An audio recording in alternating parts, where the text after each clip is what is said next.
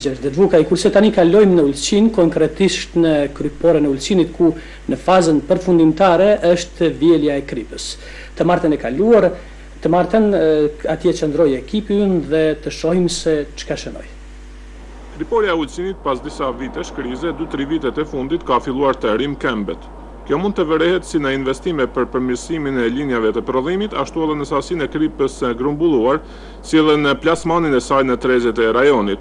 Pas vjeljes suksesshme të vitit e kaluar, punëtorët e kësaj ndërmarrjeje, dikur të rëndësishme për ekonominë e Ulqinit, thonë se edhe kjo vjelje që pritet të përfundohet këto ditë është e suksesshme.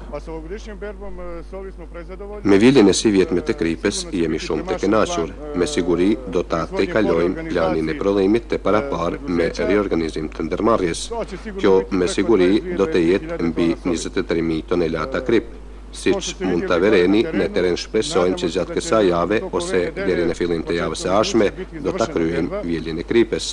Kemi pasur pak vështirësi, pra kemi pasur një pritje gjatë vjeljes që ka zgjatur 7-8 ditë, por edhe përkundër kësaj, për shkak të kushteve të volitshme të motit që i kemi pasur në favor, edhe këtë vit do t'ja dalim që ta grumbullojmë të gjithë Kripën. Që Kripa të arrijë deri në këtë grumbull të madh, vlerësohet se ka mbi 20.000 tonelata, janë të angazhuar mbi 100 punëtor, kryesisht sezonal, që paguhen sipas normës për afërsisht 22 euro për një ditë. Që për momentin kemi ndrimin e parë kemi 35, kurse ndrimin e dytë prej 35 deri ka 70 punëtor që janë mbledhës. Kemi stafin i cili tërheqin vagonat. Aty janë 6 paradite, 6 masdite. Ashtu që dikon afër 100-120 punëtor krejt janë, çka janë në sezon, pak janë edhe të cilë punojnë për koshtë këtu. Janë, do thënë, që punojnë për gjithmonë këtu në kryqëporë. Ka janë këta punëtor, janë nga Ulqini? Masovikisht janë Turqinit, mi po kemi të Republikës Shqipërisë, të Republikës Kosovës, kemi edhe disa të Republikës Serbisë. Tu po shohim se keni një copë kripe në dorë, çka tregon kjo, sa është rastësia? Tregon që sa është rastësia. Të thënë trashësia ishte për momentin, ishte prej 5 deri në 6 centimetra, për arsye se një bazen ishte më i hollë, ky për momentin ishte 7. Mirë po bazenin e tjetër, i cili na thrasin bazenin numri 3, rendi 3, ai ishte diku 4 deri në 5, mesatare ishte 5 deri në 6 centimetra kryp. Sigurisht se për ardhen e deri në këtë trashësi të Kripës ka një procedurë.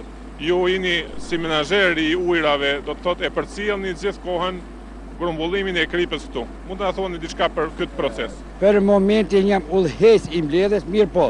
Për krejt sezonin punoj si ujtar, manipulues i ujnave të detit.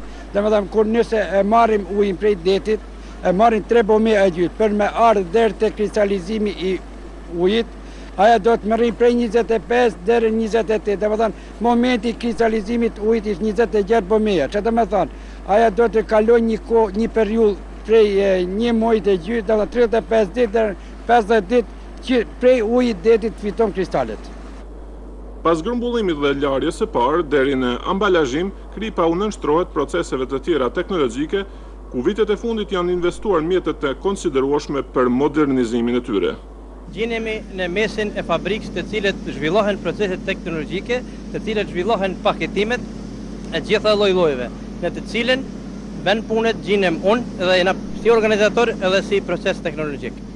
Dhe me thonë, momentalisht kryqëporja ban paketimet e gjitha një këtyre llojeve të cilët gjinen para nesh. Cilat konkretisht? Konkretisht duhet të them, do thonë që kam të them shumë, sepse është e njoftën që në kryqëporë në vitet e fundit janë bërë shumë financime dhe janë bërë shumë financime si në mënyrën mekanike ashtu në mënyrën e paketimeve. Do të thotë momentalisht kryqëporja paketon krip pej 125 gramsh, 250 gramsh, paketon krip gjysmë kilogramit, 1 kilogramit, krip 5 kilogram thy për 1, 10 thy për 1, 25 thy për 1, si edhe 50 thy për 1 pluhun të cilin e përdoret ma shumë për bukpjeks. Po saqarisht shka ishtë me rëndësit e ceki, ekziston edhe një paketim i ri të cilin ne momentalisht e bëjmë, paketimin e krips të papërpunuar, që është 1 kilogram e gjysmë, thyë për 1, në të cilin ekziston edhe udhëzimi i përdorimit të saj, të cilin është shumë e njoftën për popullatën tonë, për mënyrat ndryshme të shërimit të trupit, thymjet të trupit e kështu me radhë.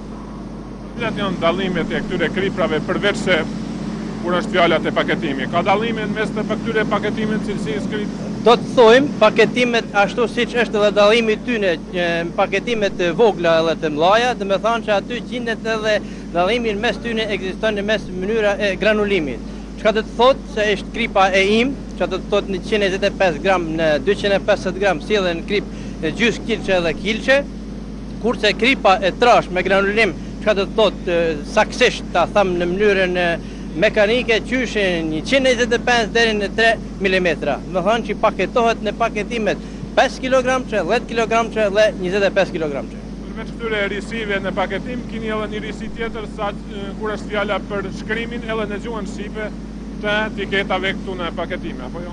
Momentalisht, në më thonë që në llager kemi edhe paketimet saksisht, krejtësisht në gjuhën shqipe, të cilet i transportojmë në Kosovë për në bazë të nevojave të blesave të cilet i kërkojnë. Kripe e prodhuar këtë vit në kriporën e Ulcinit, e cila funksionon qysh në vitin 1936, përveç në tregun e brendshëm, do të gjendet edhe në trezet e vendeve të rajonit.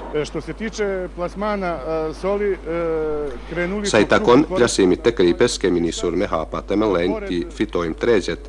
Përveç Kosovës, vlerësit tonë tradicional, kemi hyrë edhe në Serbi përmes ndërmarrjes interkomerc nga Beogradi, me të cilën kemi marrëveshje për përfaqësim të përgjithshëm. Drejtori ekzekutivi yni ka qenë edhe ka nënshkruar marrëveshjen preliminare me një ndërmarrje austriake, në të vërtet prodhuese kripes segurit për afro 500 tonelata, paketimet e inta në nivel vjetor që do të realizohet në fillim të muajit janar. Këto ditë marrin pjesë në Bosnjë në panairin e Zenicës, sepse edhe atje është interesim i madh për kripën tonë. Maqedonin gjithashtu e kemi mbuluar, ashtu që në të gjitha shtetet e Jugosllavisë, sa i takon prodhimeve tona, kemi hyrë dhe jemi duke marrë pjesën tonë. Kthimin e trezet e humbura dhe fitimi i të rejave tregon se ndërmarrja është nisur në drejtim të ngritjes së saj. Thonë udhëheqësit e kriporës, duke shtuar se do të punojnë, gjithsesi do të prodhojnë krip, pa marrë parasysh se kush do të jetë pronari i shumicës së aksioneve dhe se nuk i tremben konkurrencës, sepse kanë produkt me cilësi të lartë dhe konsumatorët e njohin këtë.